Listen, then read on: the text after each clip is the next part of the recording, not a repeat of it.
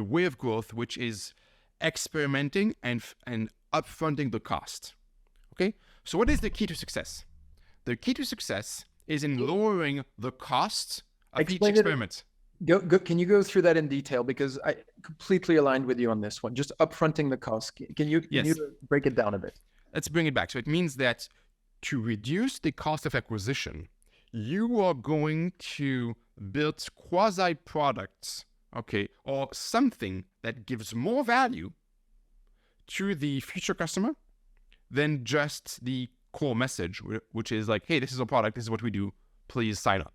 Okay, but I can imagine the marketeer there thinking, yeah, you're just talking about content marketing, for example, right?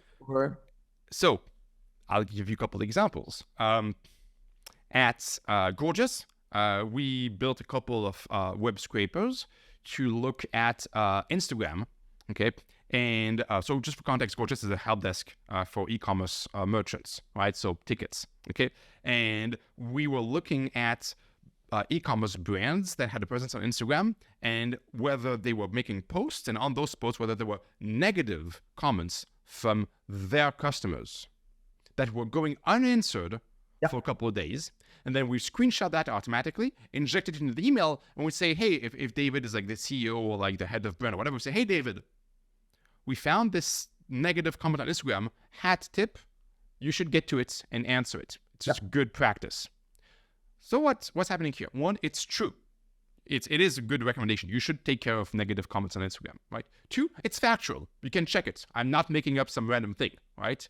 And three, it's actually like valuable, timely information that I can automate. Okay, so that is kind of like, that's an example of me automating a value creation. If you look at Drift is a live chat, all right? The promise of a live chat is to reduce the time to connect between the sales and the prospect, right? We created scrapers and automation that would measure the response time of any given sales team by automating a demo request on a form and looking at the email follow-up, measuring the time between the demo request and the email follow-up, bringing that down into hours and days, and injecting that to an email and say, hey, David, your sales team responded in like 6 hours and 30 minutes. That's just not great, and it's 20% behind the average. And if you reduce that to like 2 hours, you will probably increase your conversion rate by 20%, which is true, factual, verifiable, right? And again, I'm not talking about my product in any of those cases, though it does happen that my product solves and helps with that problem.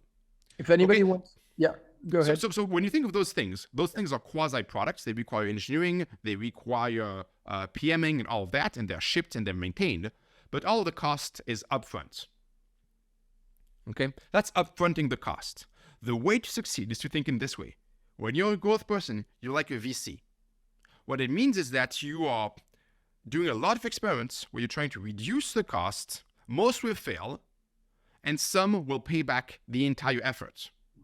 Okay? So you're spraying and praying. And so the way to is to reduce the cost of each experiment, MVP them, learn from the failures, scale the successes.